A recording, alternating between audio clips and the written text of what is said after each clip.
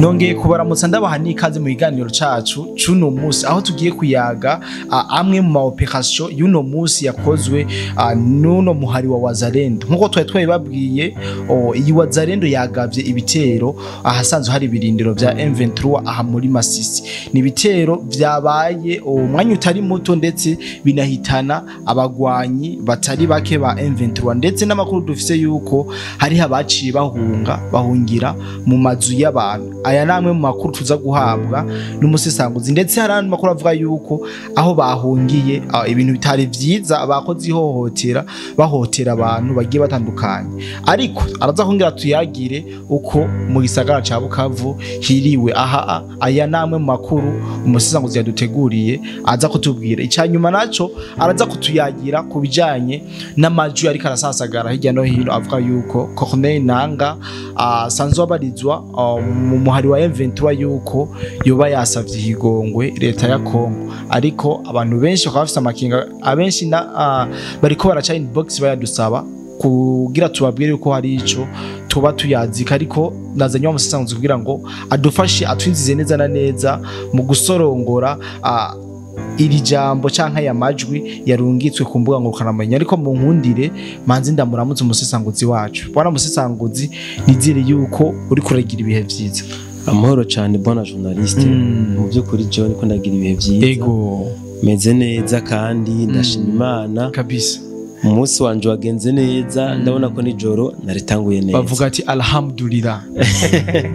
Nkuko twateje kubivuga bwana musesanguzi mu ntangamarara.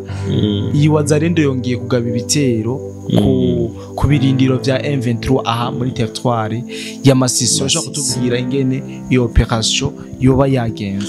Bwana journaliste, reka mbanze ndamutse abadukurikiranye n'abantu bagaciro kuri twebwe, n'abantu dukunda cyane gose, ibi dukora nibo tubikorera, rero nibo ba boss bacu nabubahwa.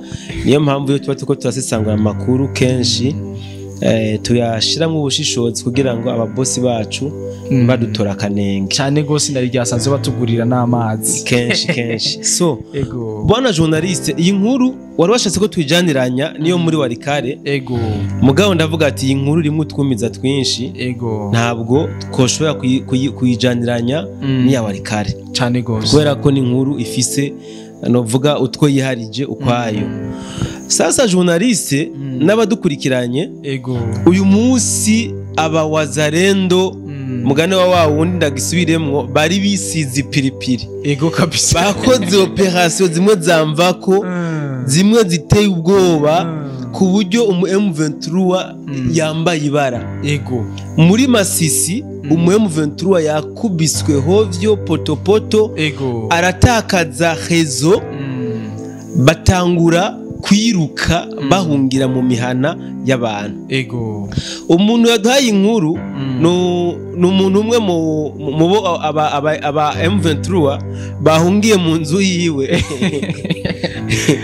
Yavuze ngo M23 ngo yari yanyegeje mu nzu, bamubwiye ngo umutindo w'inkoho turiko turumva Wazalendo bafise ngo niwe uri kuraduhahamura. Sasa bwana journaliste, ngo aba Wazalendo ngo bazanye izo nkoho ngo ivuze ngo habaho tremblement de la terre. Bwana musesanguzi, ahantu twagirira amakinga Wazalendo, aya niyo makuru twakuye muri Masisi.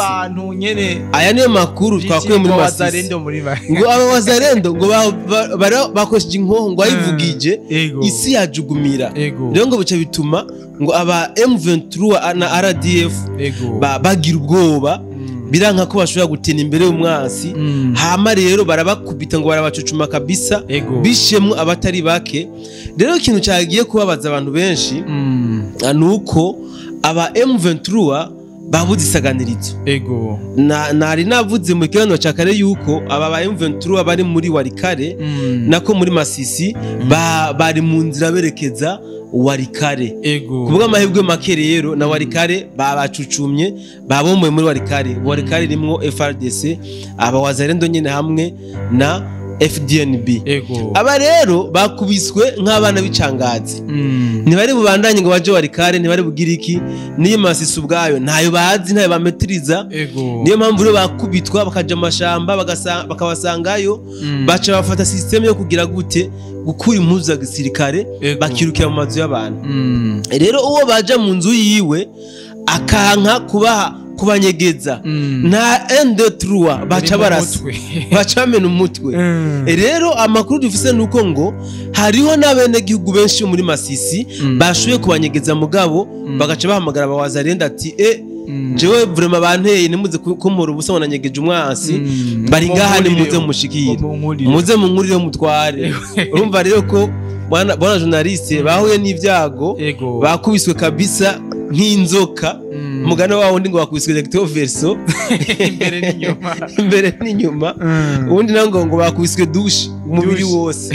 Rero muri Masisi kabisa M23 yahaboneye amakuba, usibye ko tutashoboye kumenya igitigiri c'abahaguye, ariko ivyuma ibikoresho bya gisirikare byafashwe ngo ni byinshi cyane gose ngo kandi ngo harimo ibikomakomeye bigaragaza ko ari muri bimwe bahabwa n'abanyamerika kuko nibo basanzwe babibona nabo nyene. Aho nyene bwana Musanguzi tukubona cyane imigwano igitandukanye kirabera mu mice itandukanye myinshi cyane, aha barataka aha bakataka n'abakata. Iyi ngwano yo muri Kongo nayo yahemeherezo yawe nka analize wokora kuko urabona yuko kugira igabanuke itera igira izindi nguvu nyinshi. Sasa bwana journaliste n'abadukurikiranye ibintu abawazendo bariko barakora bariko bagwana intambara nk'iz'abazungu nkoresha mvugo kuko baratangaje.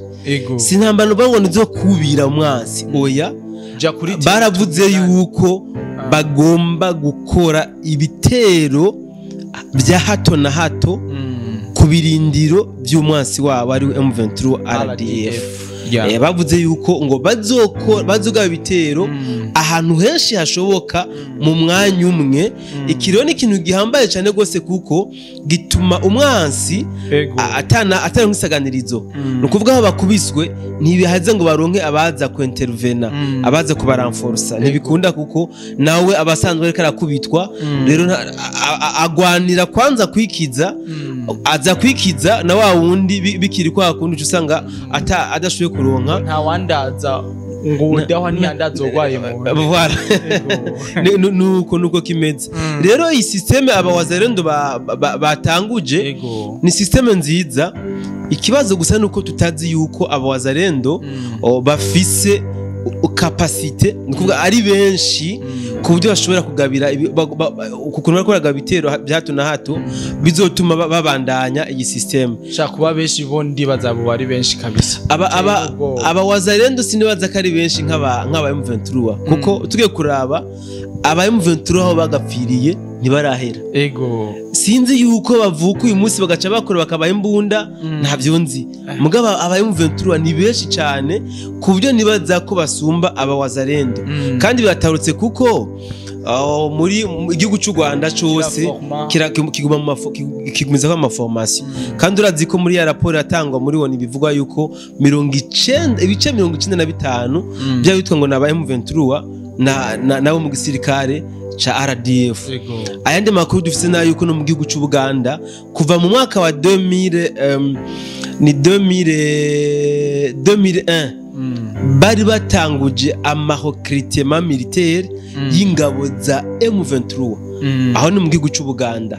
Urumva yuko imyaka 10 bamaze baplanifye intambara, baragerageje cyane kabisa gushira inguvu mu kugwiza ingabo bazoshira ku rugamba.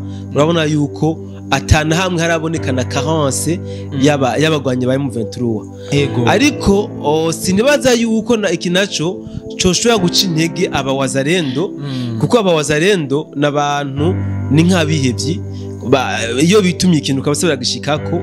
Ikibazo cyabone cyakindi abantu bose bazi nuko barakubita kabisa bagafata bakomora umwasi mu birindiro mugabo ntibarashobora kwiga strategie zingene bashobora kugumya ibirindiro. Asante sana bwana Musanguzi, ariko urashobora ukatubwira bike mu vyuzi y'ingene igisagara ca Bukavu cyo baciriwe nuko yes bwana journaliste iyi ni nkuru twibagiye gushikiriza abakunzi bacu abadukurikirana kuko ni nkuru iri ku mwanya muri Bukavu nako yego ni mucinga wa Bukavu neze na neza muri Nyangezi hagorobeje kandi ugwamo rw'amasasu twaronse izo nkuru yuko hari ugwamo rw'amasasu gwinshi kabisa ntituzi neza ntitwashobora kuronka inkuru yimvaho yuko ibiriko birahabera nimba ari aba wazalendo basubiye kuronka ibikoresho bikwiye kugira ngo